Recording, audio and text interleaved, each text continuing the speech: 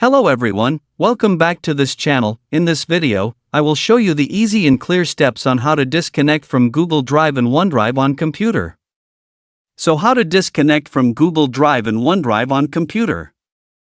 Make sure you keep watching this video until the end. Let's get started right away. Firstly, just go to the OneDrive application on your computer or laptop. And this is the OneDrive display. First go to the album menu, move the cursor to the top right of the screen. Here there are many menu options. Tap this settings menu. Here a scrolling menu will appear. Tap new option. Now here you are in the option menu. Here there are many menu options.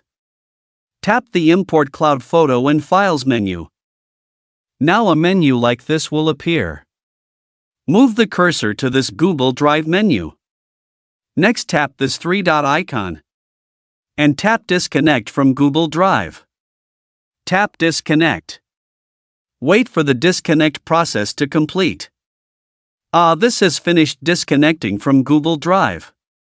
So that's it, tutorial how to disconnect from Google Drive and OneDrive on computer. Thank you for watching.